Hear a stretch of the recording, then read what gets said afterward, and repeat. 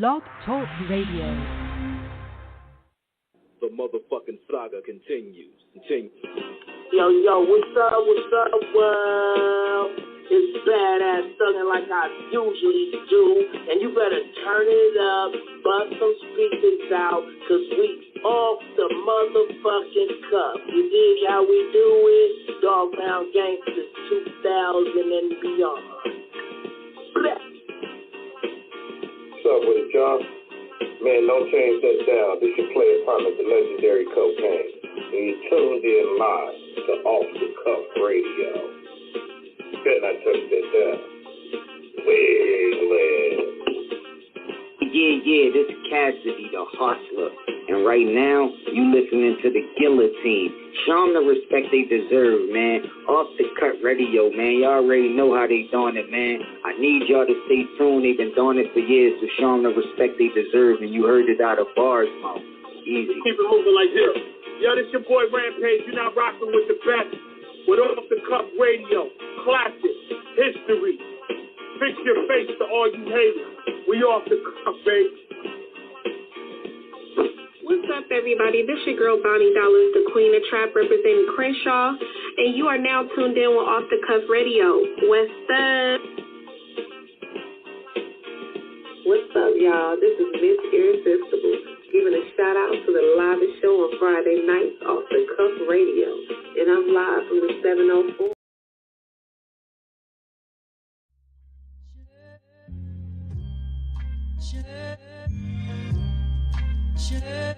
Yo. The 7th train by Shea Stadium, City Field tailgate felt like the Palladium. The Coliseum, Jamaica Ave, that's where we're taking them. Queens, bullied by the mall, bigger, small, we're shaking them. Queens, the borough between Brooklyn and Manhattan. The Bronx, L.I., an hour away from Staten. That New York state of mind, Nas, LP Classic, that shook ones. Mobb Deep, Prodigy, and Havoc. Akinelli, Nori hosting drink champs. Nicki Minaj, pink print, dressed in pink pants. LL and a Tribe Called Quest. 50 Cent, Consequence, Onyx, Sailor, War Mega, Large Professor, Jus Daze, Mike Geronimo, Roxanne, Shantae. Rest in peace, Fight Dog and JMJ. Chinks Drug, Stack Bundles, Peace Far Rockaway. MC Shan, Ja Rule, Pharoah Monch, Marley Marl, Russell Simmons, and the names go on. Action Bronson, the Beat Nuts, and Mr. Cheeks, Black Sheep, Craig G, Tragedy, Gaddafi, Can I Bust, and Father MC. Royal Flush, Queensboro Breach, the best MC. Woodside, Howard Beach, Flushing, and Corona. We're Haven, Far Rockaway, Glen Oaks, Astoria. Elmhurst, Ridge with Laurels in Jamaica. Forest Hill, Jackson Heights, anywhere I take you. It's gonna be full of culture and full of flavor. Cause in Queens, we feel like the whole world is our neighbor. Queens get the money, long time no cash. I'm caught up in the hustle where the guns go blast. Queens get the money, long time no cash. I'm caught up in the hustle where the guns go. Queens get the money, long time no cash. I'm caught up in the hustle where the guns go blast. It's the Queen of shit, #1 borough. With Queens, yeah, you know who we are. Queens get the money, long time no cash. I'm caught up in the hustle where the guns go blast. It's the Queen of shit, #1 borough. With Queens, yeah, you know who we are.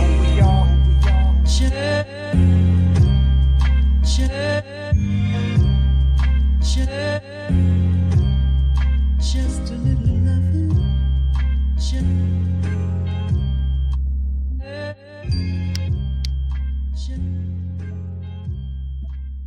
Yeah. What's the deal, y'all? This your man King Eric. We are now tuned in to episode 675, live and direct, Off the Cuff Radio. Show sponsored by Screwball Radio, Buddy Boy Entertainment, Da Vinci Clothing. Got my host T-Match with the facts on the line. What's happening? What's going on, y'all? It's another tremendous Thursday on the freshest frequency on the internet that keeps you interested. It's so incredible always. It is Off the Cuff Radio. Shout out to our co-hosts of Spirit Ella the Sandman, Lady Chinchilla, and of course DJ Sincere of Dirty Basement Radio. We are ready to get it rocking. And King, we got another dope guest as we always do on our show tonight. Let everybody know who we got. And that track right there we just played was titled Queens, man, where our guest was giving up to all the greatest MCs from Queens. And he's here with us tonight to tell us about his new EP, his journey, his story through battle rapping. Excuse me. All the pain that he been putting out in these records. So it's all welcome. Jus Daze, Off the Cuff Radio, man. Jip. Peace, peace, peace. Happy to be here. Happy to be here. Thanks for having me, fellas. What's going on with you, Just? Look, he said you were shouting out Queens alone, so we know you a king in terms of how you rep and pay homage to the borough, man. Respect, respect, dude. I mean, you have to. I mean, look at Queens. Just if you take Queens where it's at right now, present day, and you just mention Mm-hmm. one man's name, Nas. Just that's all you got to do. We're in businesses. We're on the radio. We're on television. We are the radio. LL Cool J, 50 Cent is the media. I mean, just Queens breeds kings, and the way that I see it is they breed some of the best lyricists in the game. Period. And what they managed to do in the borough of Queens, because Queens is the entire world. For those that are Yes, not yes. in New York, Queens is a good representation of a mini world inside of a culture that is New York hip hop. Absolutely. And to give context to what you said, Just, for people who don't understand how big QB, Queens is, and especially Queensbridge Houses. Queensbridge Houses is the largest project in the world with 93 buildings and over 13,000 residents. And in terms of the Q Facts. borough, it is probably, well, we can't even say probably, in terms of hip hop, without question, unimitably, absolutely, and without debate, is the single greatest contributor to the culture ever in terms of what it has spawned. When you look from QB, when you look at the QB houses, when you look at Farmers, when you look at Corona, Southside Jamaica, I mean, Hollis, it is just, oh man, like you said, it, I mean, School of it Hard goes Knocks. everywhere. Remember the School of Hard Knocks stickers? You're taking me all through the borough right now, and I respect and love the way you just described it. But I had to show that I do have the 7 train, on my Yes. arm. Queens School of Hard Knocks. Remember these stickers when they were everywhere, and you couldn't get these stickers? Like, we come from a time period that it's amazing. I talked to my niece in Australia, and they don't know what it's like to go to a record store. You know what I'm saying? They don't know what it's Mhm. like to have slaps. They don't know what it's like to be part of the graffiti culture. And like I said, beyond all of that existing within Queens, the whole world is in Queens. You could go from neighborhood to neighborhood. You got Bangladeshi, Guyanese, Trini, Korean, Spanish, all within a couple of blocks of each other. And this is like the whole borough. You know what I'm saying? Like, it's everywhere you go. So to hear you describe it like that, much respect. Yeah, and you I know mean, what's dope too? yeah. And you know what's dope too is we know with the recent record that Nas and Premier dropped, Nas actually took the time to acknowledge the rioters, the graffiti writers in Queensbridge. Woo! Yeah. Because we need to teach people about the culture. They don't know. For me, you know how humbling it is for me. It's like people are just hearing Jus Daze for the first time. I've been around, right? I've been doing this, but people are just hearing, and to me, that's amazing that my sound is still inviting new listeners. And I'm not like taken off by that at all. I invited, I'm welcome to it. But the reason I'm welcome to it is because look at the legends. Look at 50, look at Nas, look at LL. They're showing you outside of the hip hop shit, there's just such a broader spectrum. And to be closed inside the borough that is the world, no, this is why these people reach the world. And that's how I'm thinking nowadays. I'm thinking big, where I was very closed-minded maybe before, but still open to appreciate insight and opinions, if that makes sense.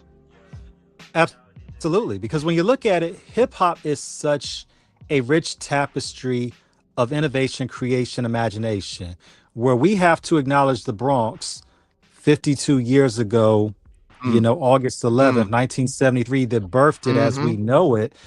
But QB, if anything, well, Queens in general, really took that torch and ran with it. Now, we you mentioned some of Nas, you mentioned Nas and all them, but we also gotta, yeah, I'm biased because he's my favorite MC of all time.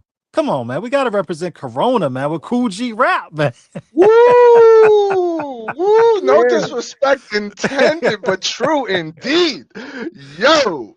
Yes, sir. No, listen, Cool G, I mean, I don't think there's anybody who hasn't been slightly influenced by Cool G, whether they know it or not. Whether they know it or Absolutely. not, just his whole syllabic patterns and just how he was thinking, like people were thinking of full sentences, right? And like people like Big Daddy Kane were putting together fire back then. Like to me, he is the smooth, like for that era, that's like the man. You know, him and Rakim.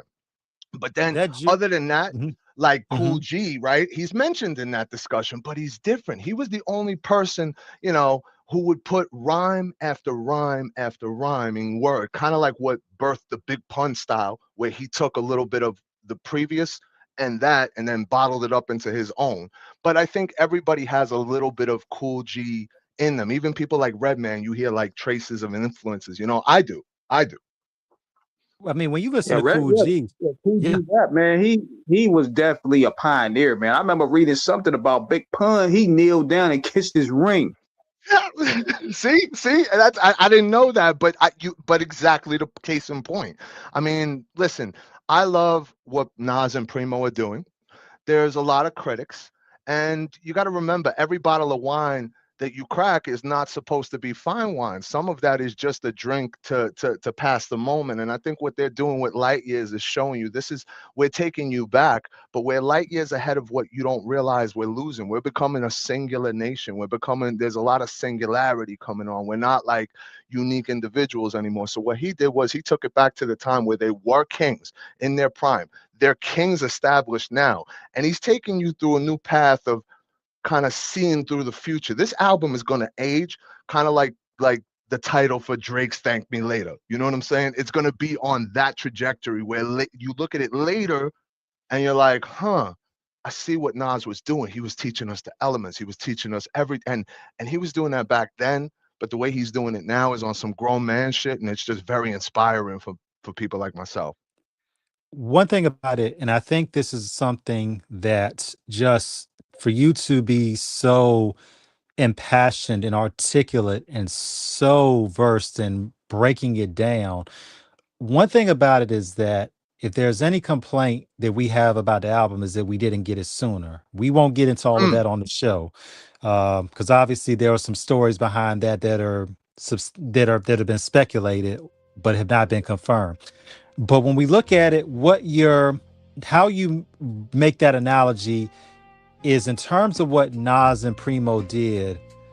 That record is going to be in a time capsule rather, of timeless classics when people really let it sit and marinate in terms of the regal beats and rhymes of two kings of the culture, for people to really understand how monumental this coalescence, this collaboration, this instant classic to all of us is, hands mm-hmm, down.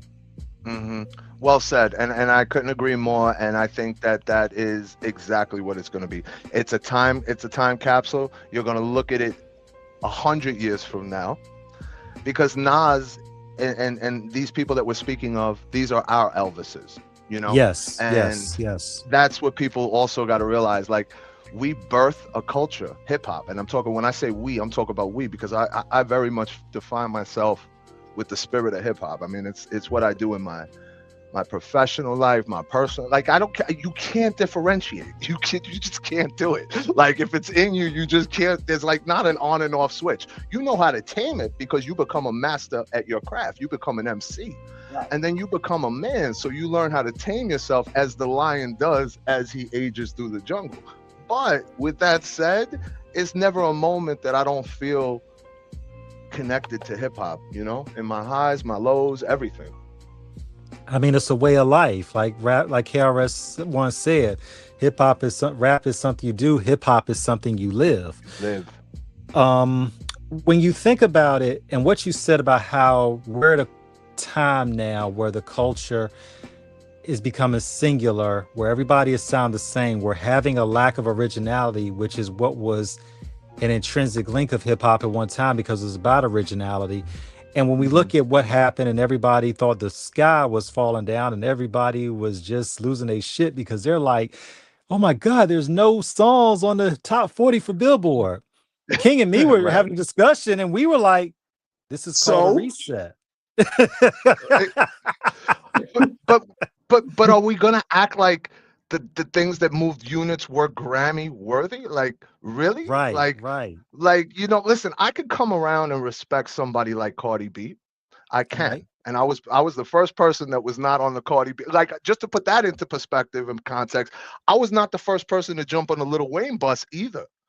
But Hmm. Lil Wayne, I appreciate as a goat now, and there's nothing you could tell me otherwise. I'll argue for Lil Wayne hip hop debates that turn into real like life shit. You know what I'm I saying? think we Like lost for real. contact for a minute, but we're gonna have all right, he's back. He's back. Okay, we're back. Go ahead, go ahead, go ahead, go ahead. No, but nevertheless, you know what I'm saying? I don't think anything was worthy of Hmm. uh of Grammy nomination other than, lyrical shit that's not even considered. So Right, it's not even right. a discussion. It's not even that's not even the table that hip hop sits at.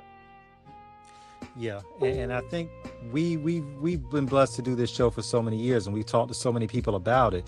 When we look at the metrics of it in terms of what's considered popular, we all have to say it's got corrupted because it's not.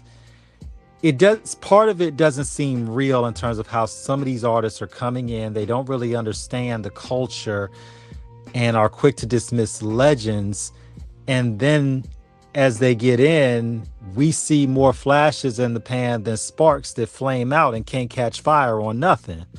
Bars. Um, when you think about this, Just and where it is, what do you see as an artist, an impeccable one of immaculate creation at that? What do Thank you you. see as what do you see? You're very welcome. And what do you see is going on right now in terms of how artists are coming in and how they're not understanding what it means to achieve longevity in a culture that has been around for decades now? That's a great question. And thank you for the compliment. Again, where I see things is so, I wanna bring up some hip hop references like the Please do. Vapors Please do. and the Vapors and these are the breaks and Hypnitis and all of these kind of things that fall under a stigma of what's attached to hip hop. See, I said it in a rhyme. I said everyone spits rhymes, but I said nowadays everyone rhymes, but not everyone rap. I said wait, how the fuck I said it? It's Oh okay. man, You wrote it. You wrote it. Hey, take your time. right. You wrote it. We know. I said not everybody. Basically, the point is, I said everybody raps, but not everybody rhymes, and it's cool. I love it, but Right. I'm not fucking with it. That's Understood. what I said, and that is the answer to that question definitively. But what I can say about what you said about when they enter, they're not really understanding all the elements that they bring. So what are they doing? What they're doing is they're using a template, they're using a stencil. And that Right. stencil Right. becomes repetitive to people like us and our ears because we heard people like Primo and all the producers of our age go into their sampling bags, and we were sampling classical music, and we were sampling soulful music and rock music, and we were doing all of this within the genre of hip hops. And nowadays, hip hop just sounds like very cut and paste. So Yeah. again, just Yeah. going back Yeah. to singularity, it is a singular, like everybody's becoming binary and everybody is sort of sounding exactly the same, dressing the same, chasing the same goal. Where we used to want to tell our story, nobody's telling a story anymore. Nobody has like, let me not say nobody. They don't have the aura. Like you could buy all the clothes, but the aura don't come with it. And Swag can't be bought.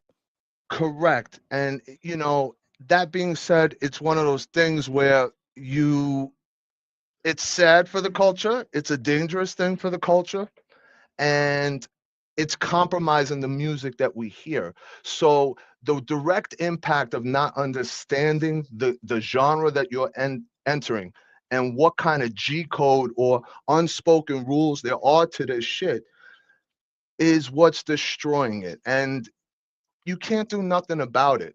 but you can critique it. You don't have to like it, but the one thing you can love is that hip hop is universal now. I mean, this was something people you had to be like, yeah, I listen to hip hop. You know what I mean? Like, like at one point, like it was like almost embarrassing certain places you go. Long Island. No, I'm kidding. I'm kidding. I'm kidding. But there was a time period where hip hop wasn't the cool music to listen to. They thought you were a criminal or a drug dealer. All you did was, they didn't realize there was real substance and meaning behind the music and more so the culture. They didn't understand the culture, and they never will because it's being whitewashed, just like they washed the walls of 5 Points. The spirit lives on, but you can't see the wall anymore.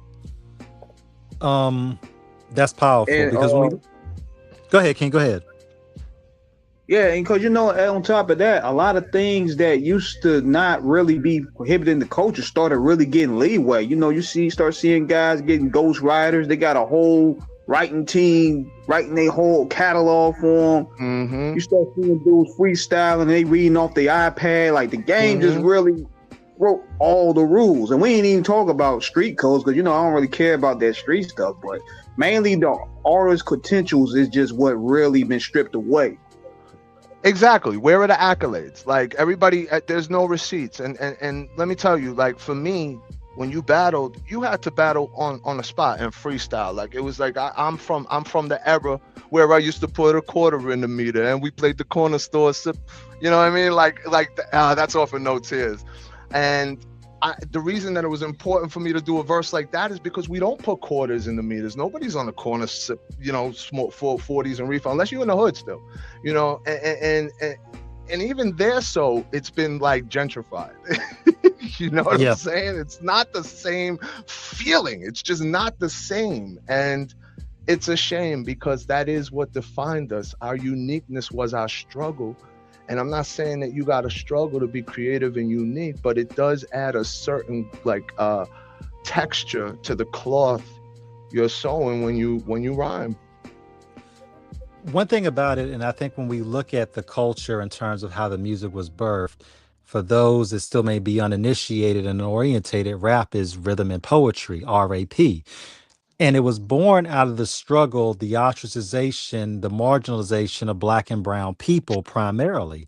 And that is where, the music came. Hip hop is a way of culture, is a way of dress, speech, and dance. It's beats, rhyme, and life. And when you're talking about what was going on with the music from, Grandmaster Flash and the Furious Five to the Cold Crush Brothers, I mean, later Run DMC, Public Enemy, it was all about what was going on in terms of the hood, in terms of struggles and issues that were pertinent to not only the Black community, but those who were in the inner city of all colors. It was an all-encompassing, all cultural revolution of sound that echoed far beyond the boroughs of the elements of the residents that it was, in. And I think that's what made it resonate so powerful. You as an artist, tell us about your journey from when you started and what inspired you. There's many things that inspired me. I think being born handicapped, you sort of got to grow up quick because people, even though you're a child, will give you adult eyes. And what I mean by that is that's powerful. That's powerful. And you can read people's intentions. So you learn to read a room very quick. You don't know what to do with it as a kid, but you know that you're a little sharper, right? And people automatically see that you're smarter. And I'm not saying like I'm a genius or nothing like that, but I'm observing, right? Right. And so I would always be observing everything, but I would also have a unique positive perspective on it. Even as a kid, I was just like a positive Pete, like, you know what I'm saying? And that's primarily from my mother. We won't get into my upbringing, but shouts to mom. And understood. And that said, just being different, growing up in East New York, being a chubby, bow-legged baby, all different types of music in the house, everything from doo-wop to hip-hop to rock in between, 80s movie scores, things like that. And Michael Jackson and all the great performers at that time, New Edition, everything. And so I'm 43, hip-hop is 50. So that being said, how can I not grow up with it? How can it just not be? And I'm from New York, and then I grew, and then I moved right over Cyprus into Queens. And so my whole life is just, I've always been around it. Now, what made me want to do it and take it serious, like, was I knew I kind of loved what it made me feel when I wrote a good rhyme, Mm. and I wasn't writing too many good rhymes, but I was trying. And then that it evolved, and then I was really, really invited into battle rap because of just dissing each other at the lunch table, snapping, you know what I'm saying? Just snaps on each other every single day. And that like kind of introduced me to battle rap. I realized I could do all that. And then I realized I was pretty good at it. All my friends would bring people around to be like, yo, like you gotta hear my man. And I was 500 pounds. I walked with two crutches. Like Mm. you do count me out. Like in real life, you don't know if you wanna pull out a chair for me or if you want to hide your chain. You know what I'm saying? It's like one of those kind of vibes in the room. You feel me? You feel me? So that said, like there's a unique energy of being around me. And then I realized that like, as like I got better at it, I fell in love with it more. And that's really like kind of what inspired me. Like I think what I was brought around, like, and just a way to express myself, because maybe physically I couldn't run with the kids and play softball. Maybe I couldn't, so instead of running my with my legs, I ran with my mouth.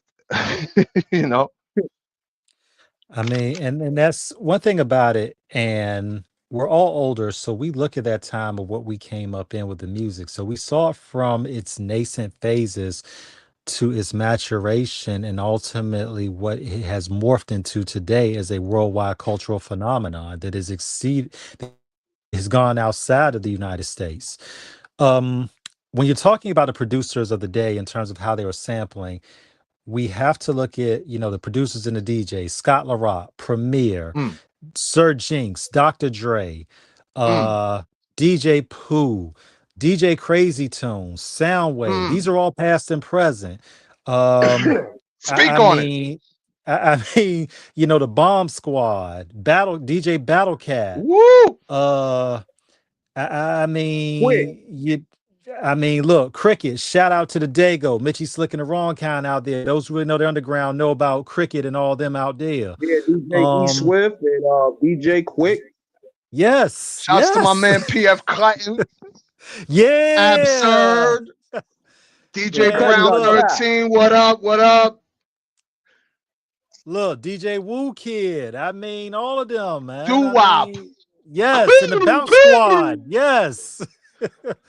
Come on, baby. um, Come on, man. We listen without the that's why I'm saying that's why you gotta understand how important the elements of hip hop are. The writing, the graffiti, the people making the beats, the people cutting the beats, the people rhyming on the beats, everything, the people dancing to the beats. That's all part of it. That's the spirit of hip hop. And that's why Light Years is a good album, because it's supposed to be a history lesson. It's not really supposed to be a we're flexing album. Nas proved that's not Nas. That's just, let's put it like that. Nas is not that kind of rapper. He never will be. He's more on like a for the new whatever Gen Z's, like he's like a most deaf, like in that kind of a lane for y'all youngins that need to, understand and recognize who Nas is. Recognize is respect and recognize in one word, one nice little sandwich abs- word. But look, patent I that, respect patent your that, bars, by the way. Huh? Oh yeah. patent Oh that one. Yeah. Well, look, the reason I'm half the battle is knowing that we don't have to battle. That's off the Battle Axes joint, off the Hmm. Brutal Caesar project that His Humble Highness, how we linked. And the reason I'm wearing this is because my man is in recovery right now. Shouts to my man. I'm gonna keep his identity on the low just because, Understood. Understood. respect.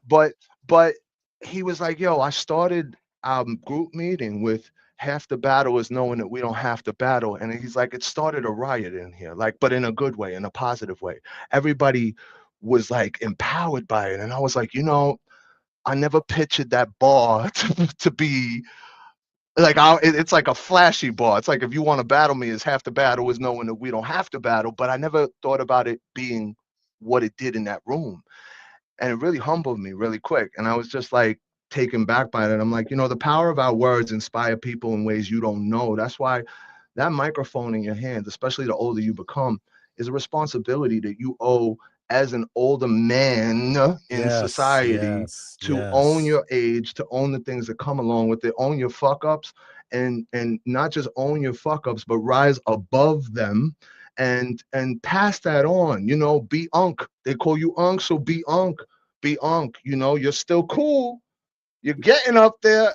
You got grades, but but you got knowledge and wisdom and understanding behind those grades. So pass those grades and hairs onto your heirs. You know what I'm saying? Like, it's just one of those things where I look at getting older as a blessing. I've seen so many of my peers just pass away before 40, and my life is pretty good. I work damn hard, and I'm just blessed in that way.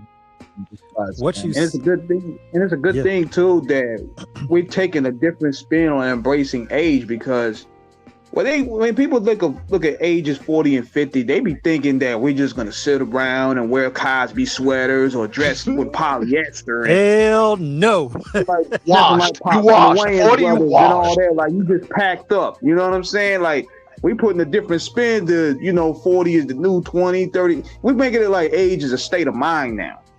But let me tell you something. Hip hop is the only like genre that really ostracizes you for getting old. Because I'm 43 and I've been doing this for 23 years of my life, and like on some serious shit though, like how much work did I put in, and how much work do you got to put in to be somebody in New York, and how much work, like the imprints of my footprints are still felt from the work and the blocks I walked for where we are today in battle rap. Some people call me a pioneer. People would be having a midlife crisis, be like, oh my God, I'm so old. I'm like, damn, I did that. I put that work in.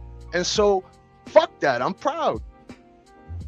And you have every right to be. What you were saying, Justin, we want to get back a little bit about what you talked about, getting older.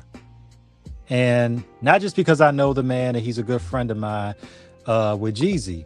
And everybody was talking about how the new mixtape he did with DJ Drama, how he, how it was different. I'm like, well, of course, Jeezy's 47 years old. He's got kids, and he's the Trap or Die Thug 101 Jeezy. He's moved past that. The album, the mixtape, when you listen to the beats, it's about a good time and Jeezy having a good time and doing something different. When you've established yourself in a certain lane of music and you become legendary in that lane, it allows for a certain level of creative expansion to broaden upon of which lands you have not traversed. That's the beautiful thing about the culture, because it is so rich and diverse. When we think about the mad genius of, rest in peace, one of the greatest of all time, MF Doom, Daniel DeMille. When we think about another one from the Bay, rest in peace to the great Mac Dre, Thiz in peace. The sometimes unorthodox or unconventional nature of rhymes and beats mesh for coalescence of unexpected beauty and a cacophony of absolute catharsis. It is something that Speak on it, God. cannot be adequately articulated to give full appreciation and justice to it. I guess that's what I'm feeling about the culture today. We don't have any soul in it because everybody thinks that they can do it. You can love it, but that doesn't mean that you are going to get on the mic and do something and represent it in a way that it needs to be represented. So I want to interject for one moment and just say that's Please. because we live in a society where people are more consumed with the main character, than they are the Right. artistry and the artistic view, right? So it's like Right. people Right. people are more concerned with Trump's social media memes than what Trump is doing in office. You feel me? Right. And that's the point of today's music. That's why it's important that the gatekeepers keep teaching these kids that there's elements to this shit. And without all the elements, you don't get all your Boy Scout badges. You know what I'm saying? Cool, you could rub two sticks together and start a fire. Cool. A lighter can do that too. AI can do that too. But can you stay in this game? How many people do you think are going to stick around for years? And I know that even if they do, they're more concerned with their life and who they are outside of the music, because that's what's been prioritized nowadays. Is not the music, is not the culture, is not the hip hop. That's why everybody with a microphone in their hand who is spitting at a certain level and has a certain audience, they need to broaden, and understand the weight of what they say. The magnitude of their words is so heavy when the gravity of society doesn't even exist. The moral fabric is unraveling day by day. And again, that just goes into us becoming robots, being ran by, like, not to get all controversial and shit, but we are, more dependent. It's amazing that less than 50 years ago, having a cell phone was not even a thing, and now everybody has to have one. Like, it's that kind of a transition. And so if you don't think big and get on that wavelength, you can't even have the discussion.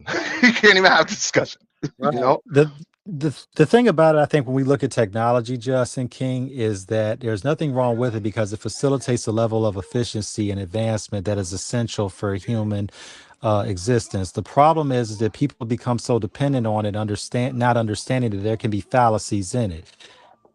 Facts.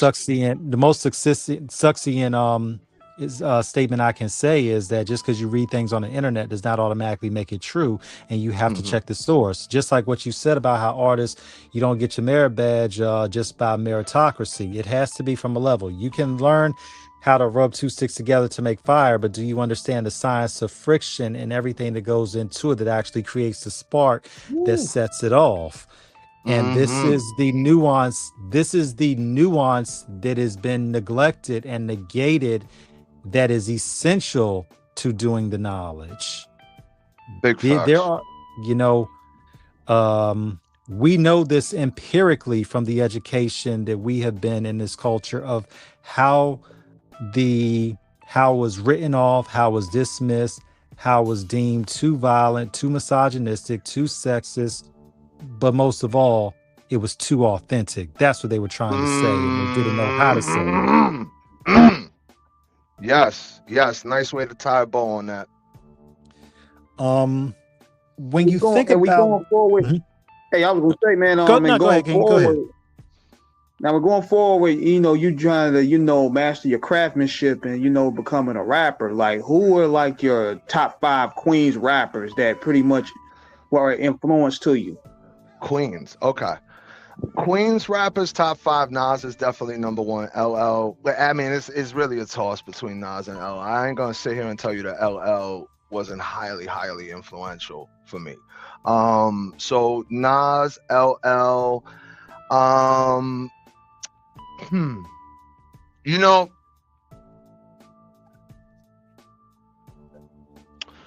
I'm gonna say Nicki Minaj, and hmm. See, I'm debating right now whether I want to keep it mainstream or if I want to go like a little underground, because right away somebody like Rock Marcy pops into my head, So it's two different discussions, that you want to have when you have this kind of a conversation. But off the top of my head, Nas, L, Nicki, I would say Rock Marcy in there, and then definitely Cool G Rap, man. Definitely Cool G Rap as well.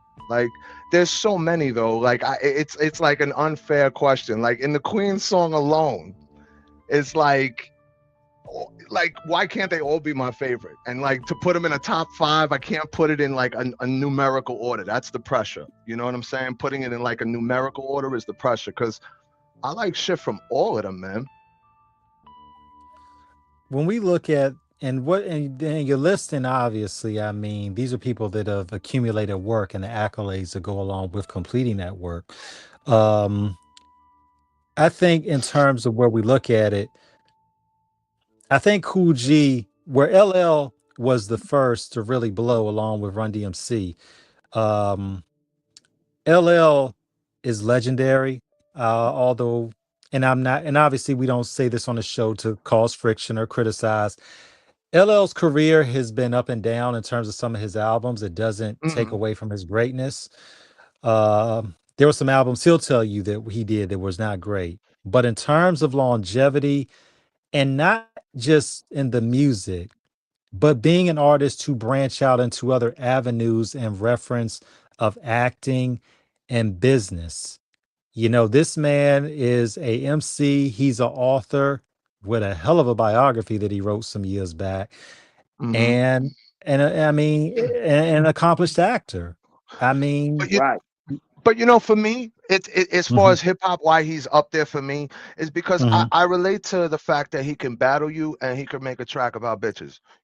That's true. Like That is true. I don't think that there's many people that can do that and still like to be good at both. You know what I'm Yeah, saying? yeah. He's the originator. He's a pioneer of it. So for me, it's I think more stylistically, it's not so much that like because don't get me twisted, like in like my top MCs is Ghost. Like Ghostface is like one of my favorite rappers, Dude. and I've been saying it, and it makes me mad that people are just getting caught up. But I'm also happy that they're finally getting caught up. You know what I'm saying? Because he's one of the most his style is just it's not always about what he says, it's about how he's saying it. And to me that's an important part of music when you become an instrument on the beat. When what you said just is so pertinent because I tell people Iron Man was a great album, but I tell anybody really get the full essence of the great Ghost Dini, you have to listen to Supreme Clientele. When he Put it has together, lines King. like when he says lines like sitting in the balcony figuring Pamela Anderson Lee, hey yo, somebody might catch a Kennedy. I'm like, yo, who says this? That free word And we association, did oh it, my and goodness. Ghost is we didn't just, even oh my understand. God. I didn't even understand 95 or what the hell he was saying, but it just Yo, sounded fly. another person, if that's big facts, and another person that it didn't matter what the fuck he was saying was Nori was the nicest whack rapper you ever meet. Like he was nice, but he was whack. But It's nah, crazy. man, Ghost is up there. Ghost is Yeah. absolutely up there. I love him stylistically. I love the way he just, I mean, his pen glides, just the way he just skates on the run. Like run is like I can't tell you what that does to me in the gym. You know what I'm saying when I Man, listen to Run. I think look, and somewhere along the line, he decided to become the rap Ric Flair. He started busting out with the robe and and that big I that said big this that Versace. 97 hole, big in the robe, MOP cold as ice, whipping the stove, Ghostface in the robe. Yo, like, cause that's New York. That's Ghost. Like, yeah, that's a trademark. That's an action figure. Ric Flair is a great comparison. I mean, but when you think about the colorfulness of it, Ghost brought a certain level of visceral animation in terms of the most audacious and unexpected rhyme connections, free word associations ever. The only person I can think of, and I'm still mad we never got that album, or if they did, we never heard it. The Doom Ghostface album. Oh yeah. We were robbed of that. I mean, Mm-hmm. Mm-hmm. Mm-hmm. you know, Nah, I love Ghost. Ghost can make me want to punch somebody in the face and then cry like a baby with all I got is you. Like it's you know what I'm saying? Like it's he's a very he touches my heart as an MC. I love Ghost for real. Ghost had one of the craziest conceptual songs ever when he talked about. I think he did a song called "Underwater" where he talking about swimming.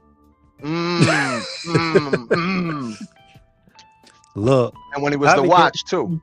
Yeah, and of course when he did Wildflower. Oh my goodness. Cat man, he could get on some swag, fly shit. And Ice Cream was a club song. Let me like just let that sit for a second.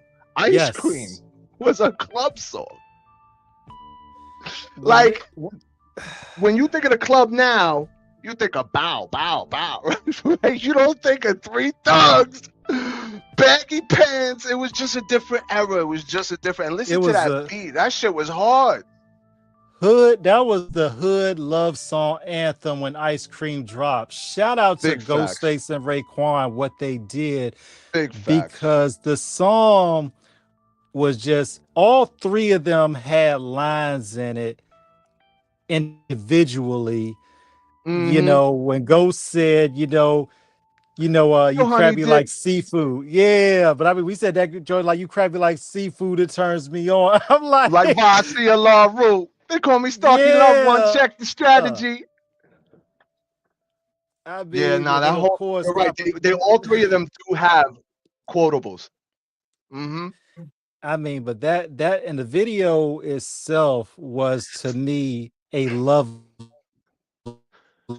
all women of all colors. Uh, And that was and just a just to time put where videos. Yes, go ahead. And I was just gonna say, Go ahead. just to put a different spin on it, we're having conversations about lyrics that are Mhm. 20 years old, probably, maybe. Do you think in Yes, 20 years the music 30. they're making right now is going to be relevant enough to even know the lines from the songs, right? And that's the problem with the culture today.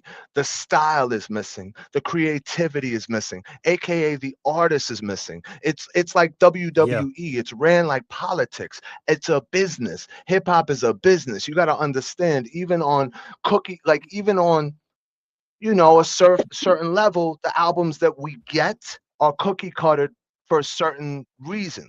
And because there's proven numbers behind doing certain songs to move albums. It's all scientific. My hand kissing, roboticalistic, optimistic. You probably no, sorry. That's nutmeg. Nutmeg. Um but yeah, nah, that's the problem. The problem is exactly that. The substance, the layers. That was a club song. It was hard. They all had lines. It was all kicking it on some fly thug shit, talking like, yo, nowadays that shit is probably like, you know, perceived as maybe even offensive on some level. When we think about it and what you were saying about Nori, I think, and even with Nori, in terms of it, um, when the War Report dropped in '97, that New York gangster aesthetic was in full blast. Him, Mussolini, Trad Gaddafi, all of them, Mm-hmm. Mm-hmm. what they CNN. did. Yes, seeing it, that LaFrat Queens, I mean, that record was just hard. Bananas. What it may have, some said, lacked in lyrical dexterity, it was made up for them more in terms of the absolute chaos on wax that it had. I mean, you could feel that cold winter breeze and the bullets flying and the barbed wires all over the Kevlar. Mm-hmm. Yeah, and you had to be alive to feel that, and you described it accurately. Nori's shit didn't have to be lyrical because you knew who he was. Everybody knew a Nori in their hood. Everybody knew, he was the kid that everybody knew was the thugged out motherfucking rowdy, just, what? That dude. Yo, my pops was a boxer. Like, I don't know how many times he had to tell us his pops was a boxer, but we knew. Yeah. And when we think about that whole era, when we think about what was going on in the 90s, when we think about Wu-Tang Clan came in 93, when we look at Capone and Noriega, Nas came in 94, Jay-Z came in 96, in earnest, even before, some years before, in 88 with Jaz-O, but he really got on in 96 with Reasonable Doubt. The diversity, when we look at the ladies, when we look at Lil Kim, Foxy, Queen Latifah was still doing it at that time, MC Lyte, there was going to be explicitness, but there was a level of cleverness, originality, and a unbelievable composition of charismatic magnetism that would define a generation. You had whole albums that were people's soundtracks to their lives. This is how much it impacted people during that time. Please give us your thoughts. I definitely agree. I think that, listen, we lived in a different world as well. You got to remember the towers were still up, the Yes, mafia yes, was still a yes. thing. The mafia was still around. Gangs was running New York heavy. Um this was all real life. There was still peep shows in Times Square. It was a 42nd. different. Right, 42nd Street. That was the diss that started the whole lunch tale. Your mother works on 42nd Street. Oh yeah, well, you're so stupid. You know what I'm saying? From the, Yeah. like bringing it back to the earlier reference, but no, like it was a different time period. So it's very important for people to understand the climate, to understand the culture, and so your life was your soundtrack, and all people that came from the hood that made it to a certain level had a certain level of hustle and discipline that the others didn't.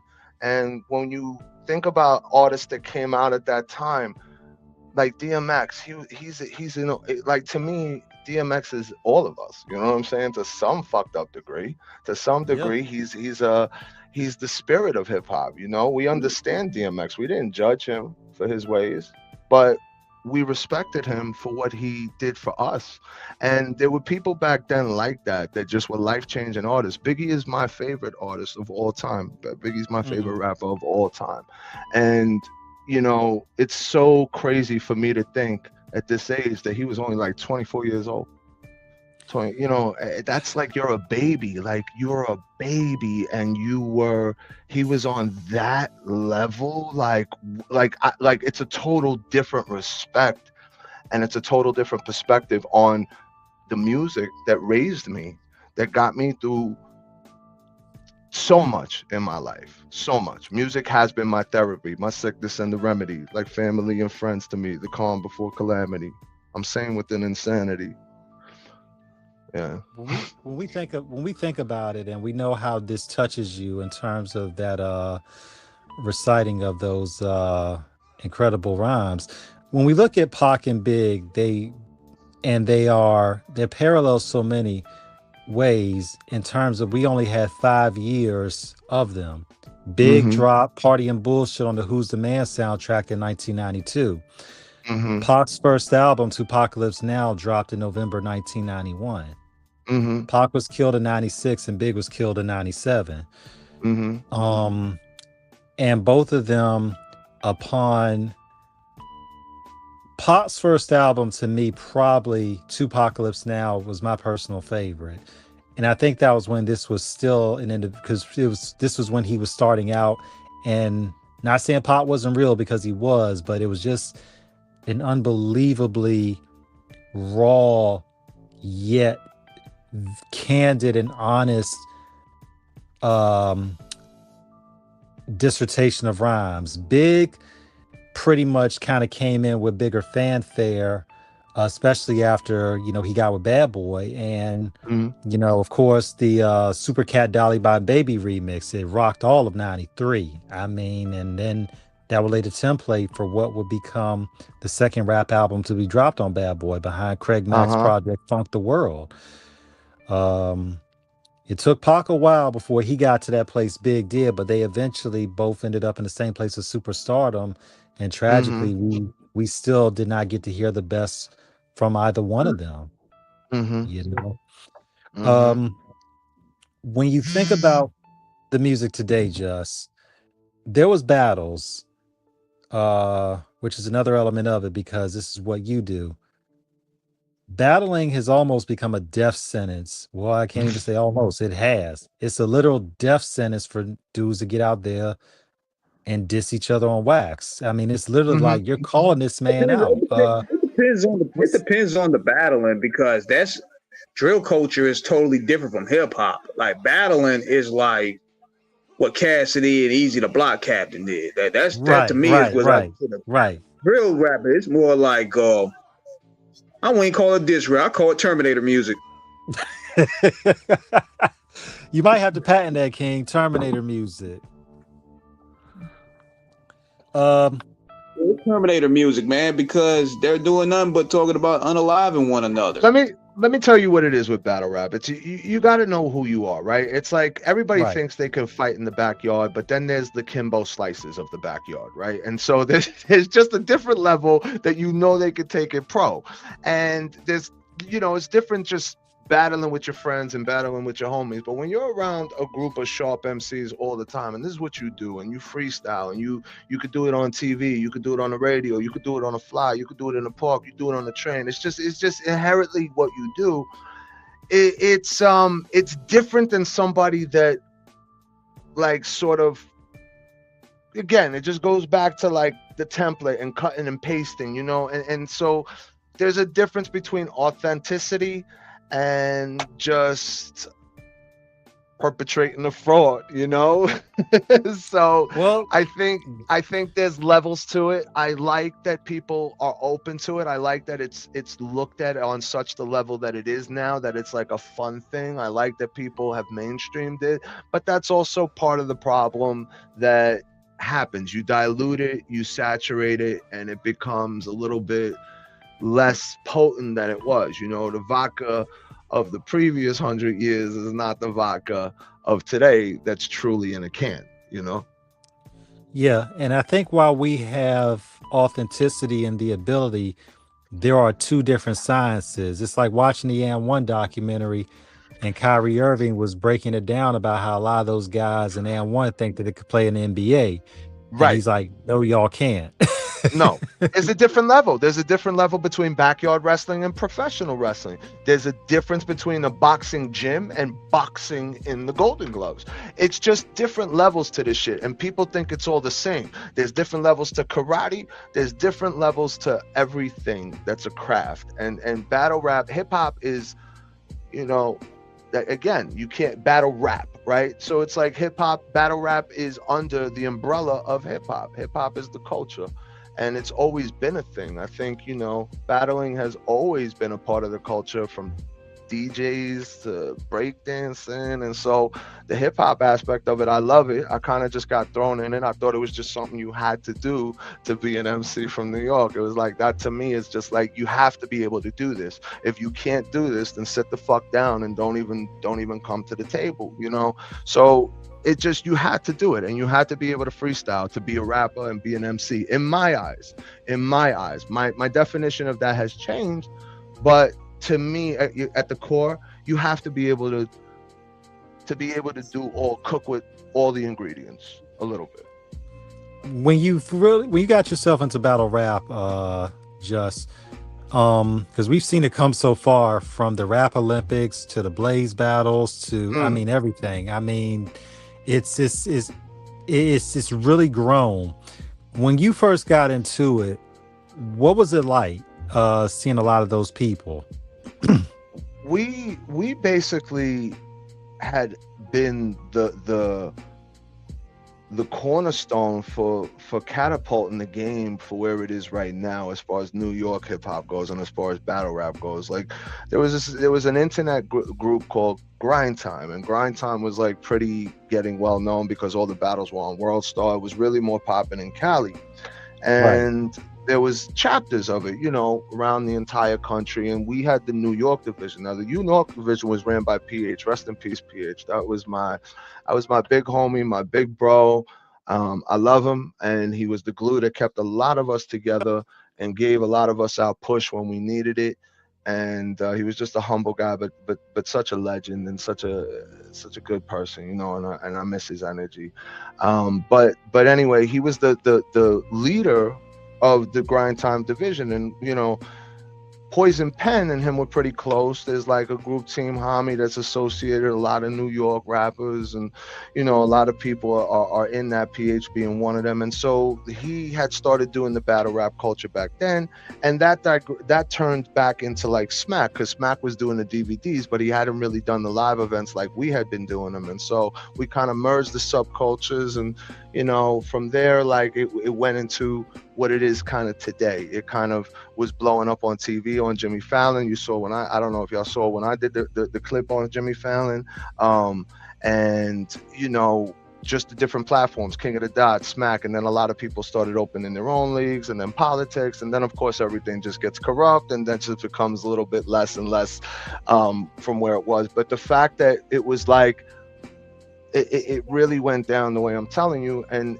it's amazing to see how far it's come, how humble its beginnings were, and how many people really enjoy it. It's like a guilty pleasure for a lot of people that they were afraid to maybe admit, because it made them like a little nerdy, because you got to be a little smart to get some of the bars and references in battle rap. It's a lot of components to it, but it's really for the lyricist fan. It's for a fan who likes crafty wordplay and lyricism at its finest. I'm talking about grade A quality craftsmanship, chiseled, sharp, Hattori Hanzo Ginsu fucking blade sharp lyricism. And you said Hattori Hanzo, and you know who that character of Samurai Showdown was based on. And so just, it's one of those things where if you know, if you get it, you get it. And I think that a lot of people have jumped on the bandwagon, but I also love to see how big and how much power the weight of this like subsection in hip hop has. People like always associated with Eminem, but there's a lot more, and respectfully, a lot better than Eminem. People like Loaded Lux, for instance. Loaded Lux is definitely one of the pioneers from the Lions Den. He's had his own league back in Harlem when the grind time shit, even before the grind time shit, Smack era we're talking about, and he pioneered and birthed a lot of the hip hop like artists that came out of that area. As far as giving them a platform, they were doing their thing, but he was the first to give them a platform. So as the platforms grew, so did he in stature, and he's Jay-Z was the mainstream tweet. That's when it went really into the next stratosphere. Jay-Z never put any tweets out, and then his first tweet was like a Loaded Lux bar, And we going into and we talking about your EP that you recently just put out. It was straight fire, man. I'm going ahead and just straight tell you. Thank you. I appreciate that. You're a scholar and a gentleman, King. But His Humble Highness is probably one of my favorite projects to date. It was a long time coming. I just think I understand the assignment now, if that makes sense. I think I understand that, you want a quality over quantity, and you want to take your time with it, and you just want to make sure that you trim the fat and you serve the steak the way it was meant to be cooked. So I really appreciate that. It was a few years, and it was a long time. Me and Brutal were supposed to, shout out to Brutal Caesar, we were supposed to work a mad long time ago when he had a different alias and he got his whole identity hacked and all that shit, and they were stealing his beats and trying to beat him. Like, fucking beat motherfuckers are weird. Sometimes, respectfully. But I love the project. To me, it's like I feel like it's a repeat album, and I say that humbly. But it's like I love it to the point where I could repeat my own shit and it doesn't get like boring to me. There's certain joints on there, like Off With His Hair, that's like my gym joint. Like when I go to that's like right up there with like the bunch of my other gym shit, X, DMX shit, Can't Nobody. But I appreciate that. Was there anything that stood out to you on the album specifically? I know you loved the sample for John Cena. I know that. Yeah, they messed up a lot of money for that, man, because you did that around the time he turned heel, and then by the time you dropped the project, he turned back good guy again. I said, goddamn. Well, that's okay. Listen, wrestling is a revolving door. It's always going to change. The storylines are the storylines, but it's more or less what I took from it. And, that whole heavy is the head, thorns in my crown, pulling arrows at my back as I walk through the crowd. It took a long time coming, took the long road, and now all the scars I survived tap my forearms proud. It's me talking about the journey I've been through, more specifically the past 12 years in hip hop. I was at a point where I was going to, I'll put it to you like this. I went a lot of places and I could have gone a lot of places. And I say that humbly, but I know where I was at, and I didn't have that same perspective back then. And I didn't have the mentorship that I needed, and I'm not blaming it on nobody, but I'm open to understanding and accepting that as a part of my hip hop journey. And so now I'm speaking from that perspective. No bad blood. It's nobody's fault. I have no hostility. I feel like I'm much wiser and much more prepared. And because of that, I put out much better music. And so everything that I put out since 2022, when I did come back, or 2023, I think. No, 2022, when I came back after a long hiatus, I've felt a certain responsibility to myself. I wanted to love the music. I want to love the music I put out. I don't just want to put out mediocre shit. I want to make sure it's something that I would bop and as an unbiased view. I want to make sure it has replay value. I want to make sure it sounds crispy and great to the highest level where it can compete with commercial hip hop, even though that's not what I'm trying to do. I just want it to sound like that. And the things I say on the microphone are very important, and the way that the albums are put together are very important. So I do pretty much everything on my own as far as getting, the arrangement and all that. I got a fantastic team that helps me, and that I've been blessed to work with. But as far as like most of like the album putting together and everything like that, it's all a one-man band. I mean, And I and was that's saying something. that, Yeah. we talk, and we, I ain't mean to cut you off, T-Max, but and No, go ahead. shooting, Go ahead. we Go ahead. shooting off the hip right here, but and we was making reference to WWE and wrestling. Do you have any wrestlers, particularly in your Mount Rushmore? Like, are you a fan of the sport? I love wrestling. Wrestling raised me. I fell out of love with it for a little while, and when I was going through like I don't want to call it my thug era, but I was on the block, you know what I'm saying? So I don't really have time to watch wrestling. But that being said, I'm back to watching wrestling every week. I got a homie that's a wrestler. We did music together as well. You might know him, MVP.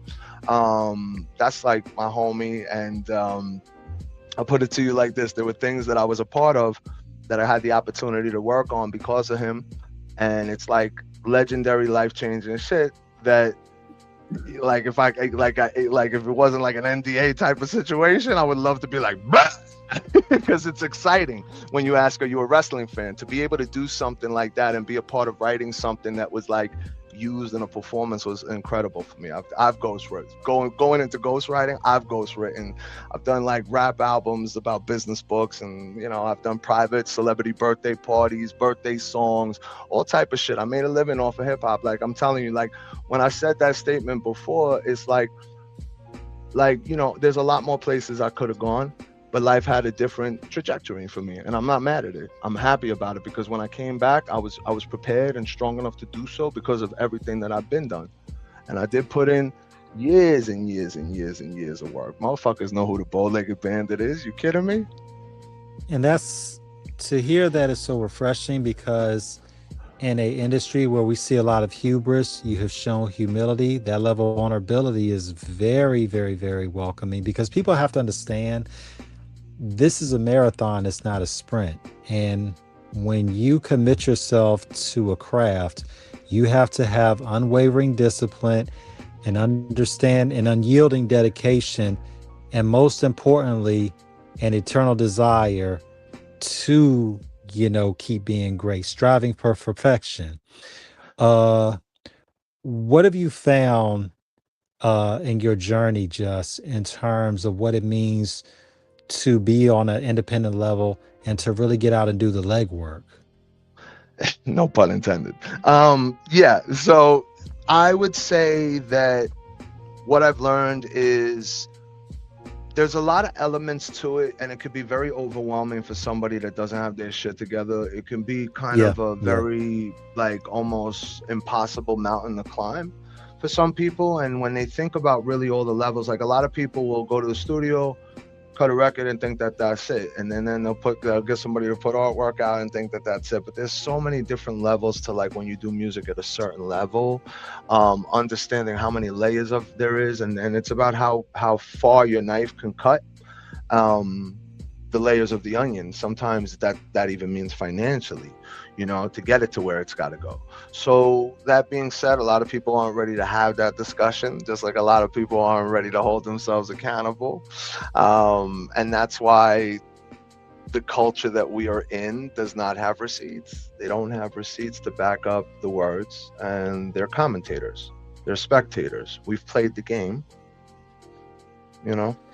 Yeah, I mean, look, it's like this. What they say, you know, y'all think y'all elephants, but you're nothing more than shells that everybody in the peanut gallery throwing. You know what I'm saying? I mean, it's you know, you want the accolades without the achievements.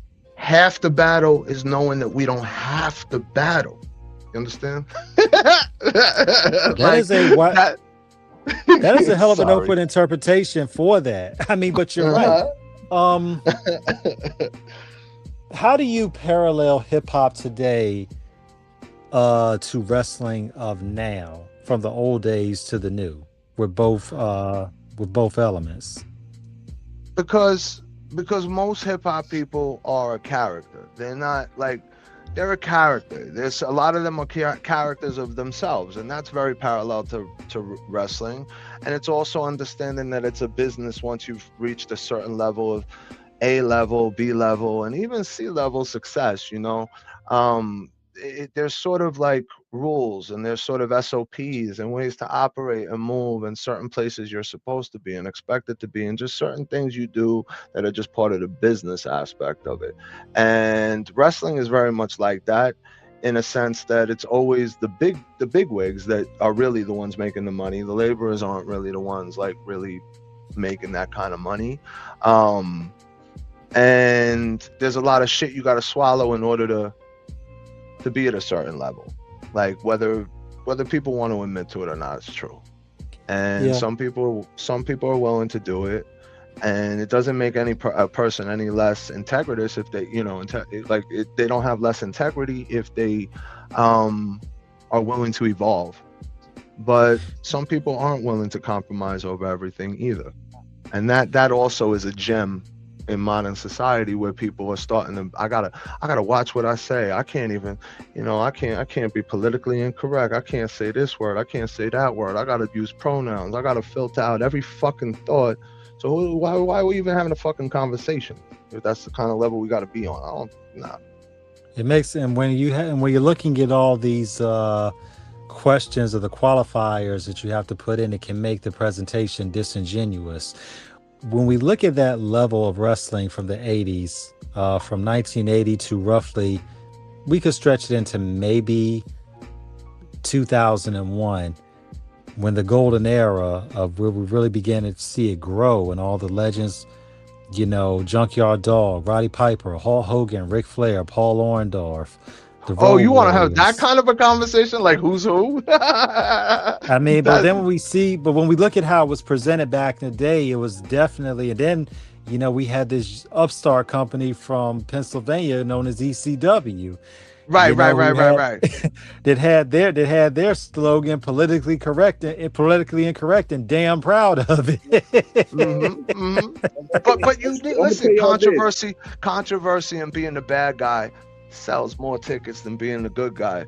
People want to see the good guy because they want to see the good guy kick the bad guy's ass. And you know, in life you learn that too. The older you get, the villain, you know, how do you say it on that joint? He goes, Dark Knight feelings, die or be a hero. He says, or live long enough to see. He goes, live long enough to see yourself become the villain. Like, basically, it's true. It's true. Mm-hmm. That line is deep, and everybody eventually roots for the bad guy subconsciously. You never look for the cop that caught so-and-so, the person that took down so-and-so, but you got the docu-series on Netflix for the killer. You know what I'm saying? Yeah. And you know what's wild? And you know with T-Max taking it back to that age, that go to show you, man, that's what's missing with the culture, man. They need the cocaine and steroids back. Because I seen something earlier before I got on, man. I was like, hold on, man. You mean to tell me Randy Savage had the snake bite, had Jake the Snake Robber had the snake bite Randy Savage in the arm? That's some cocaine, boy. That cocaine is heavy back then, man. Yo, he was paranoid as shit. Yo, you know, if you watch some of those, do you ever watch some of those documentaries that they put together on the rivalries and the feuds and shit like that? Yeah. Yeah, some of those are fire, and some of those caught me up with some. Remember when I was telling you, like, there was a time period where I wasn't totally into wrestling, and they kind of brought me up to speed where I kind of left off. So I appreciate those series even more so.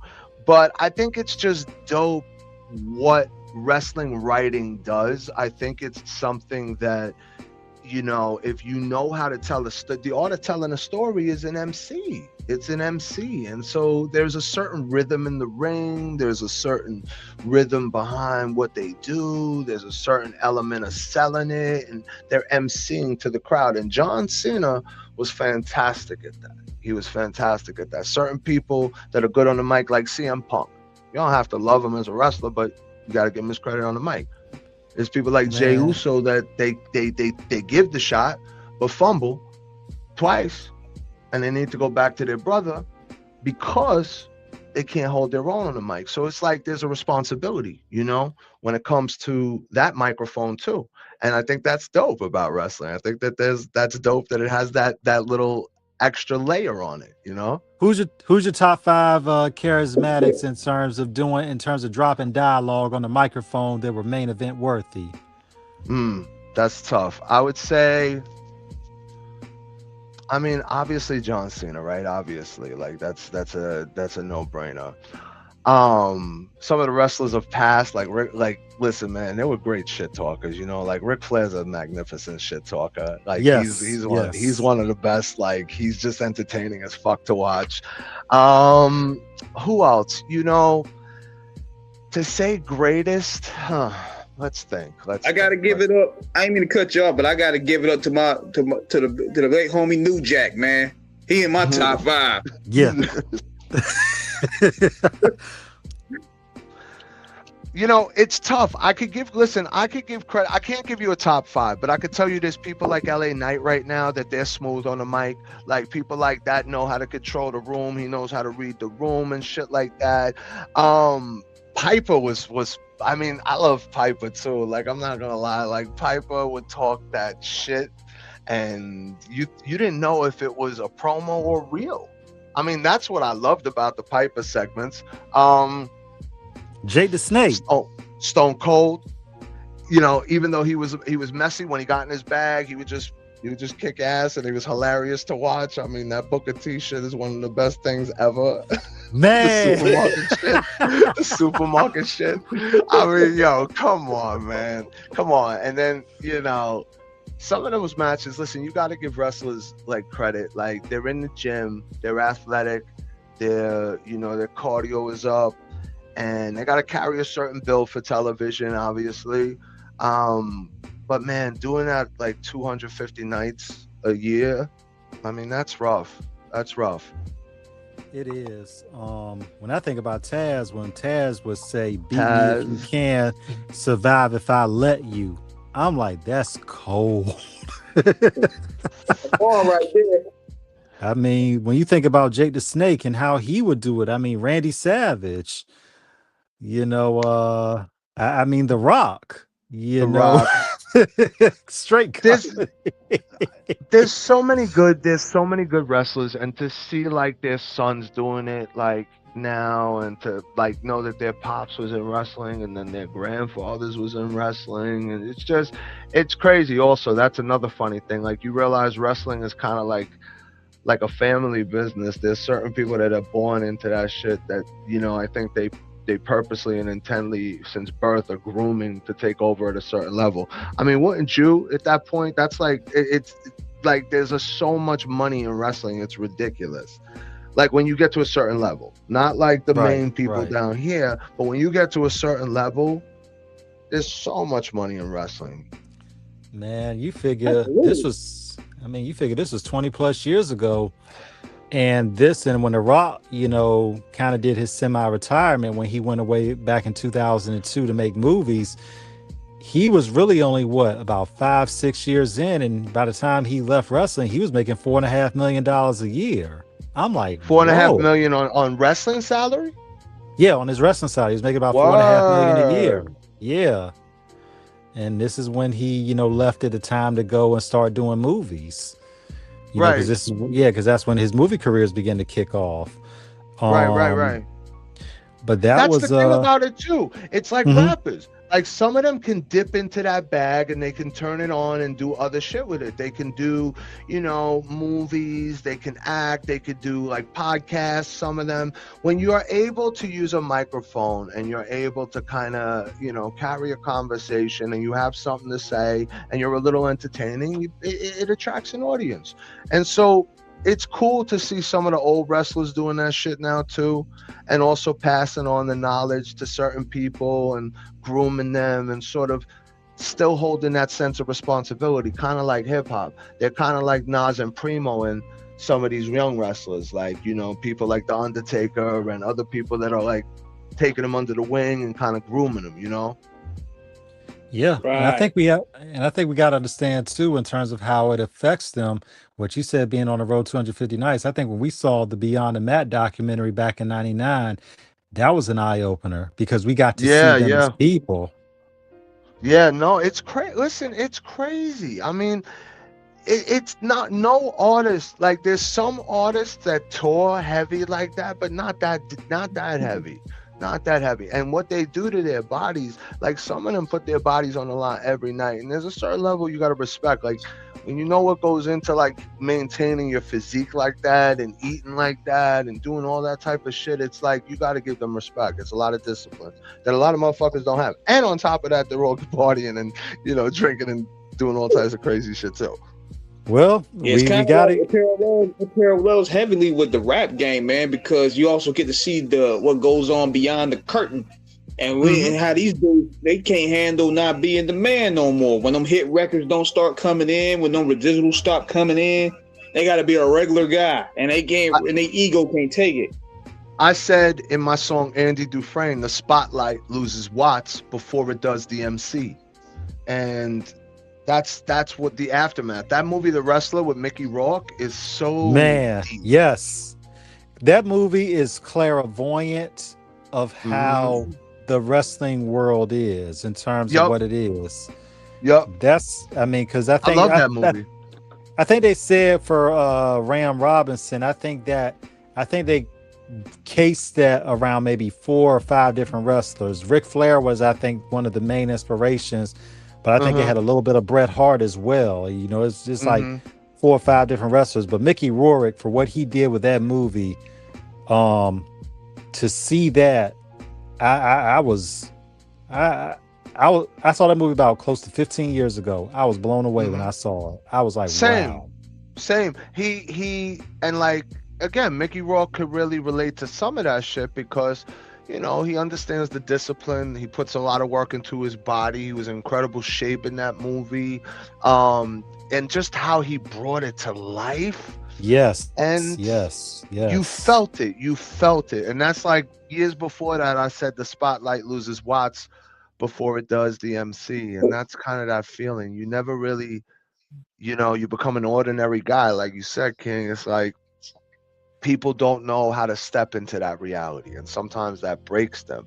But there's nothing wrong with that reality because you've lived a life that most people wish they can live and do, and that is satisfying and gratifying in itself, depending on what you can accept, like as an actuality when you get older. It all depends on the person's perspective and whether they're going to be a miserable fuck or they're going to embrace life. And then we got certain individuals acting out here, going into their 50s, acting like YNs and everything. And we're like, right? But that's true. That's true. Like when, like Cat Williams is hilarious. Like when he was talking about that restaurant skit, he's like, "We are in public. Don't you know they can hear you? Like they can see you? Like and people are acting belligerent and like, no, that's not cute." That's not cute. I mean, but that's something when you look at the levels of maturity, we reflect on Nas because Nas he's one of those artists.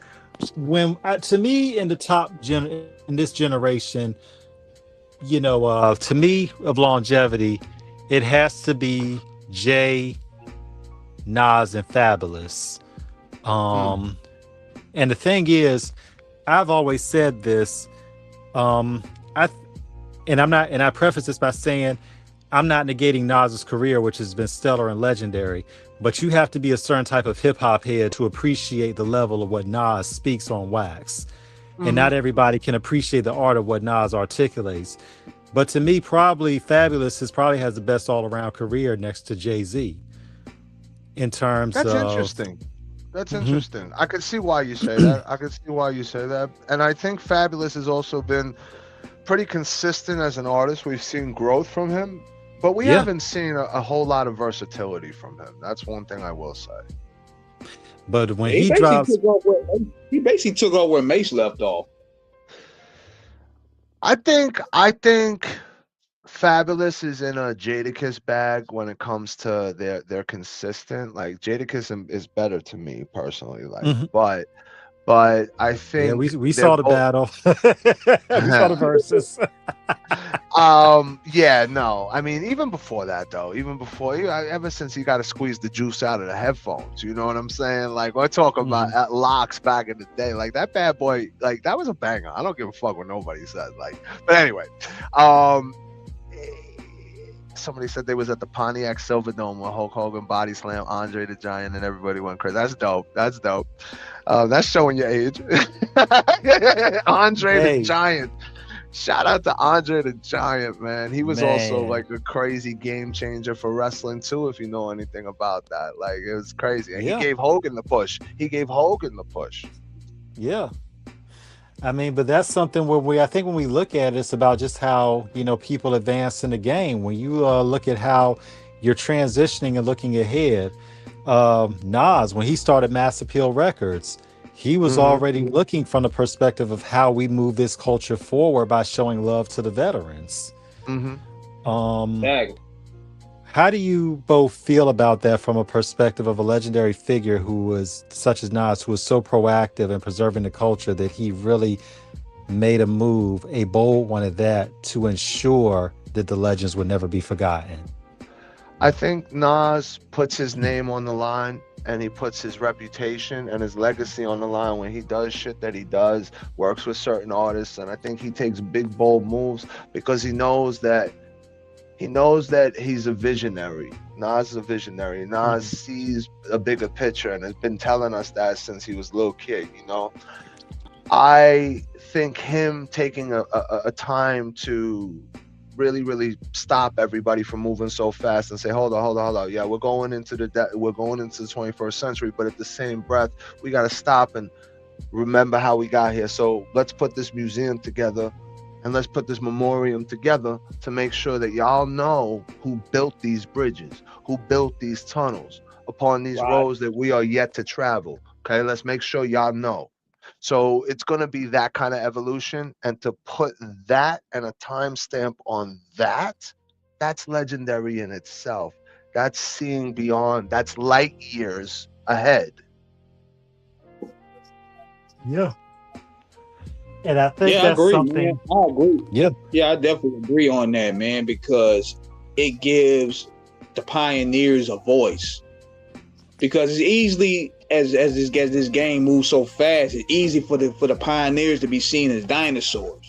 So you don't want to see these guys get washed out of history because it's so easy to wash people out of history. So him, getting into that place of power where now he could be in control and let these guys do them without having some out of touch A&R try to tell them what to say, what beat to pick, what sells. It's a beautiful thing.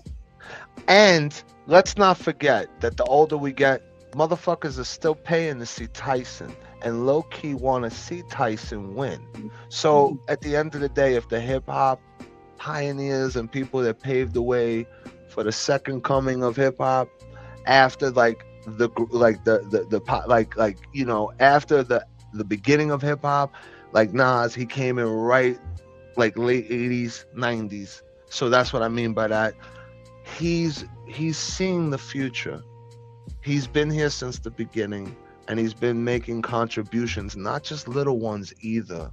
Let's not forget, like his response. Everybody was waiting on the edge of their seat for his response to Jay Everybody was waiting for Nas. Everybody. That's how. But people are sometimes scared to admit they like Nas because he doesn't pick the best beats. He doesn't do this. He doesn't do that. He's always being ostracized. But King's disease. He's always been ostracized for his own greatness. And that's it, man. Yeah, no, Nas is a big picture kind of guy. He makes me want to think big picture and bigger than I'm thinking, because I know I'm capable of doing that if I exercise my mind to do so. And so, like I said, that's kind of why I'm also a little more selective about the music that I put out. I have a lot of music that I have not put out, and it's all right.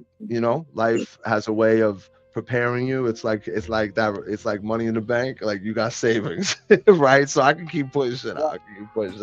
But it's me. I'm very selective about what I want to put out. I'm very much a perfectionist. I'm very much meticulous when it comes to the details. I listen to the little things that nobody would even know of, and I gotta sometimes do things over. Like, I'm at that level where back in the day it would have been like a one take, Jake, fuck it, we done, let's go. It's a whole different mindset, me in the studio. And again, like I said, I think getting older, having that sense of responsibility, seeing the guys in hip-hop are buying real estate, and if you ain't investing property, it's probably enclosed. The problem is one depreciates, the other escrows. That's grown man rap. If it ain't adding up, that's because we on two different maths. You can't elevate high if you're stuck in the trap. The truth will set you free. Hold your head. Most people cap. Very few spit rhymes, but everyone raps, and I love it, but ain't fucking with that. That was the line I was trying to get out before. But that type of lethal lyricism is very intentional in terms of what is helping people to understand and reach their potential. And I guess for our wish is that a lot of the youngins coming into the game, because we're not grumpy old men about the game, but we just want the young people to understand you're in something that is going to reach people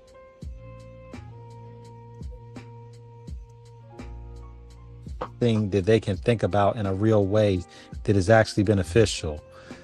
And a lot of times everybody just is in love with a celebrity, but they don't necessarily, and they want, but they it's in credibility, Right.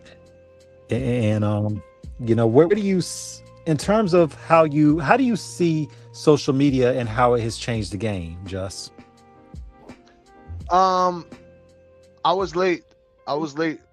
My arrival to that was late to realize its power and truly what it could do for you. I undermined its power, and I think I say power respectfully, because social media is a platform. It's another platform. It's another stage. It's another stream. It's another way for people to connect with your artistry that may live in the Philippines or Australia or China or Korea or anywhere in the world that you may not be able to have even access to, and it's one of those things that I truly appreciate and understand the benefit of. I also understand that there's a lot of strategy involved behind people that are successful in it, and you have to respect the elements of that too. And I can't believe I'm saying that, because I was the type of person that said, fuck social media. I was all about Twitter, because Twitter was, to me, it's like it's like a forum. Twitter is like a forum, as opposed to where Instagram is a show and Facebook is like let's hang out in everybody's living room and see what they're doing on their phone. That's like what I feel like when I watch fucking Facebook. But I appreciate what each does, and I think that it's a way to reach people, connect with people that may be common and similar to you or need your message, and take something out of you. And it's another form of giving energy to the world, and some people are ready to receive it. And if you're ready with true intention to be you, authentically you, then there's no reason to filter out your every thought and do anything other than you would speaking on this platform, on that platform, in person, to your face, behind your back, So I just look at it as another outlet. And again, it can literally be what back in the day was like SoundCloud discovery. People were discovering people on SoundCloud, right? That's how people were getting famous. So, social media is an extension of that. And there's obviously downsides that come with that, but that's the downsides that come with the entry of the people that we spoke about entering the culture before. It's the same exact responsibility. It's a platform that if you do have the following, people are listening to you. Most people are flies on the wall judging you, and most people want to see you fail. But just understanding everything that comes along with it, just do you. Fuck everybody.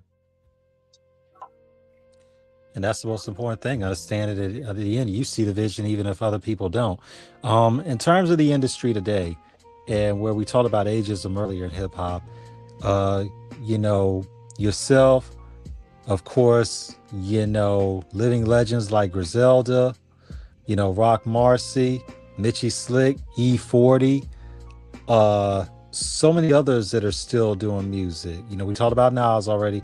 How does it feel to see them still doing it and at a high level doing it? And the Locks as well. Ghostface.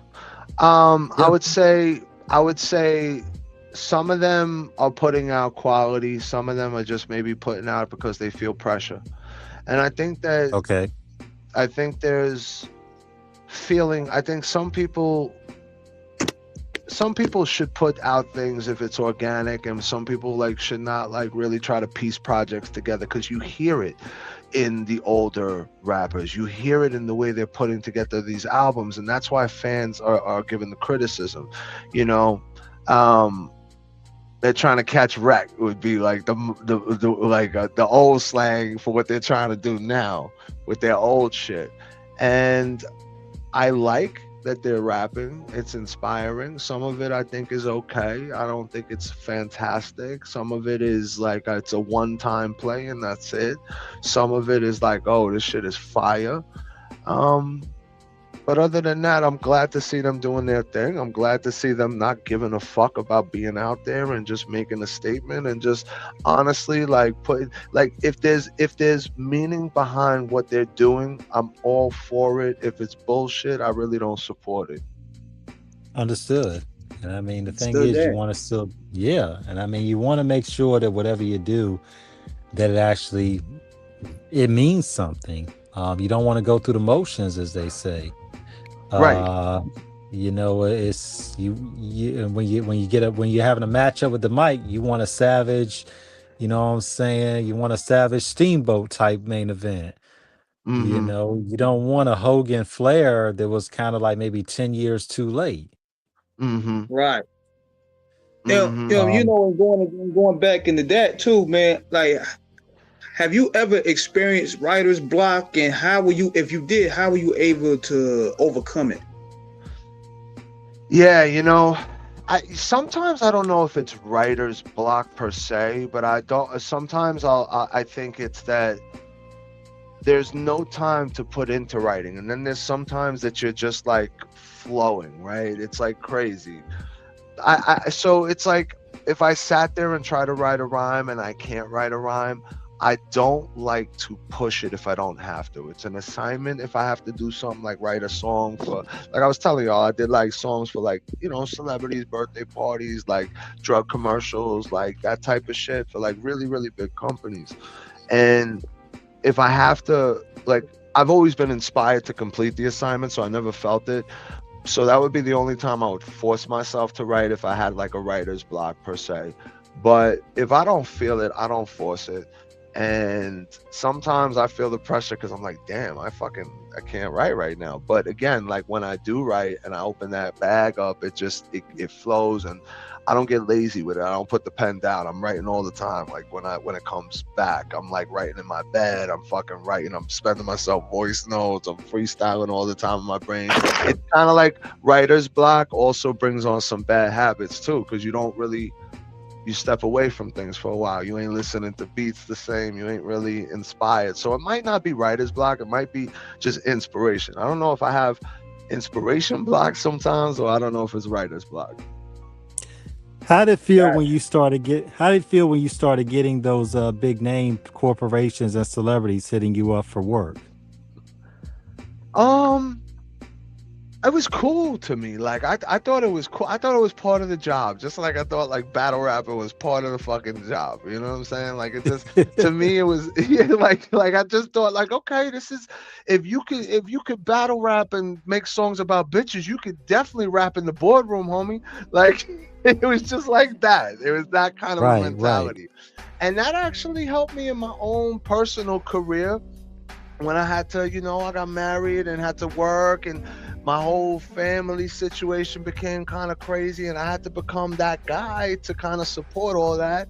And because I was broke as a joke, but I I turned my hustle on, and I did what I had to do to change my life, and not just my life, some others. And I'm really fucking proud, and thank God for it all the time. I'm humble about it. So that said, yeah, like was the question about writer's block? I'm sorry, I got sidetracked. No, just in terms of when you got those calls from those corporate offices. I mean, So yeah, it was just part of the job. I mean, it was cool. Like some people, like one of the guys flew out from Australia to come meet me. It was on Skybox, which is like MSNBC out there. Okay. The vice president of Polo, like I performed at her birthday party, they wrote a custom song for her. They even made napkin holders based off of the song that I came up with for her. Which is kind of cool. And then like that, like it would allow me to travel. It would open the door for other opportunities. And I had always never felt pressure to talk to anybody in the room. Like some of these people were making millions of fucking dollars. Like, and I'd say here I am, like this fucking bow-legged kid, this handicapped dude from fucking Queens that they saw on TV, but they want me at their birthday party, and the energy is undeniable when you feel it and see it in person, So it's like I feel humbled, blessed, confused, grateful, all at the same time. Well, you're in the same place as Tyler the Creator. Because I didn't know this until reading an article on XXL a couple of years ago that he's done directed and like written for commercials and all that. Yeah, I even Pusha T too. Pusha T wrote McDonald's. No, that was Pharrell that wrote that. Pharrell wrote that. Oh, Pharrell. Okay, but still, it's hip hop. Yeah, Pharrell. It's hip hop. Yeah. Pharrell came up with the I'm loving it. Yeah. And look, not too many people can do what I do. And again, I say that humbly, like not too many people can. And like, I'm not putting on no fucking show. This is just me. I'm on the park bench. I'm in the boardroom. I'm on the block. I'm on a stage. Like, that's just me. I don't put on a persona. It's just all of like the things that I embody, that I do, and that are a part of what make me. And so I would be a fool not to tap into those opportunities if they came. And at the time, I really needed them. So they were all blessings, really, that just kind of helped me just stay afloat when times were really hard and shit got really real, What trappings did you manage to avoid in terms of being in the business like that? Some people, it's the ostentatious spending, some it's the drugs, some is just bad habits that they can't get out of. How did you avoid all of those pitfalls?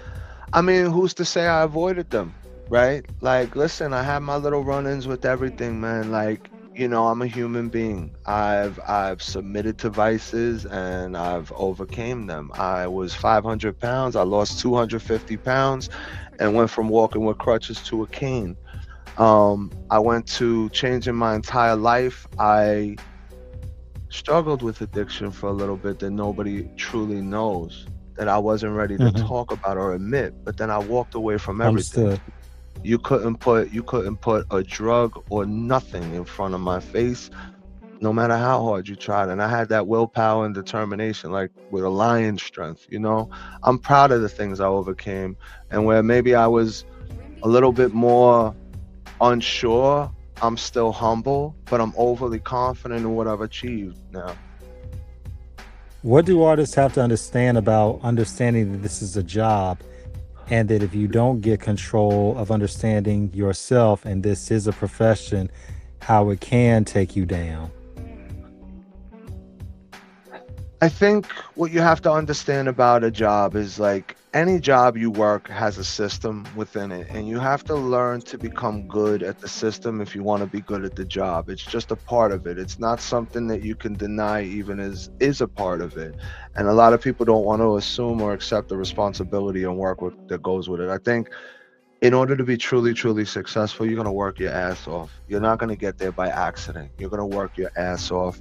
You're going to understand that it's really not about you. And that might be hard to swallow because you're the name and the attention, but you're not really Right. the centerpiece of like what's going on. And then once you really learn the mechanics of how the business works, it deflates you even more.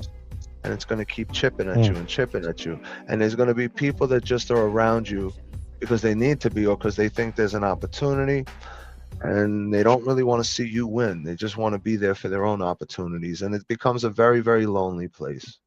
And so it's not for everybody. I think it is for a lot of people, and you just got to be ready for what comes with it. And the people that make it to the top usually are definitely ready, but also you read the horror stories. Don't drown yourself out in drugs. Don't numb the pain. Deal with the uncomfortable phases and you'll overcome it and be very good. And eventually maybe it'll go your way, but you got to play the system to be a part of it. And if it's not for you, don't waste your time, because you'll only get to a certain point, and then you might even destroy what you have and become blackballed because you didn't play by the book and you said too much. And it's happened to many, many people. Absolutely. In terms of artists out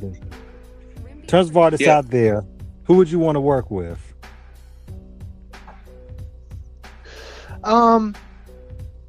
I'm open to work with a lot of people. I think right now I'm in like a soulful era. I would love to work with singers right now. I'd love to do a joint with like Maya, get like in that kind of a zone, like an Erykah Badu, like something like soulful. Let's get SZA. Like Let's get SZA. SZA.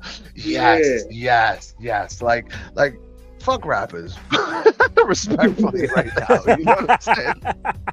like real shit. Like listen, look, like there's rappers I would love to do joints with. Like J. Cole would be a crazy joint, I got a lot of respect for him as far as the new breed. I really do. I just sometimes like his moves are gonna be questionable. Everybody's gonna just look at the artist. Let's stop looking at the character. Let's remember that everybody doesn't have main character energy. Let's remember that Q-Tip was a bird before he became what he became. But he walked through that, and it's okay. You could be a bird. You don't got to be cool. You don't got to be cool right away. You can kind of earn your stripes as you go. That's part of paying your dues. That's part of learning. And then you could walk, Big facts, man. And we about to probably wrap it up because we got about 5 more minutes because I set the timer up a little bit off the scale a little bit, but we want to get it in though, man. But T-Max, go ahead. I was just saying, but when you think about it, it's just about evolution in terms of finding your energy, whether it's main character or supporting, but either way, you can still be a star no matter what it is. It's about projection. As King said, we're about to get off in a bit. This has been absolutely amazing, educational, and all types of academic and interesting and engaging. Thank you so much. Thank you. Thank you, guys. This has been a great opportunity. I really appreciate it to be on the platform. Much respect to the way you guys conduct yourself. It has been very, very good, stimulating conversation as well, man. Respect. Much respect. Man, you're welcome back anytime, man. You care to tell the people where they can find your album? Yeah, absolutely, man. I'm at Jus Daze, JUSDAZE at Jus Daze. You could go to jusdaze.com, IG, Facebook, X, whatever. All streaming platforms, Apple Music, iHeartRadio, Pandora, Spotify, everything. These are for the DJs. And you could just hit me up, man. Like, listen, I'm a real humble guy. I'm a real dude, and I got a real life. So when I got time to get back to you, I'm gonna get back to you, type shit. But that being said, I'm a humble dude, man. Just hit me up. I'm not hard to reach. I appreciate, and I reciprocate the energy. Most def, man. We definitely appreciate you taking the time, man. Be sure to check out everybody that's listening. Be sure to check out that EP. It's straight fire. Thank you. Absolutely. Thank you. Much respect. And you know you're welcome back anytime, man. Thank you so much again. Absolutely. We're gonna do a part 2. Set it up in the new year, baby. Yes, Sure. yes. All So right. yeah, on King. that note, we about to sign up out of here. We want to thank everybody once again for chiming in. And we out. Peace.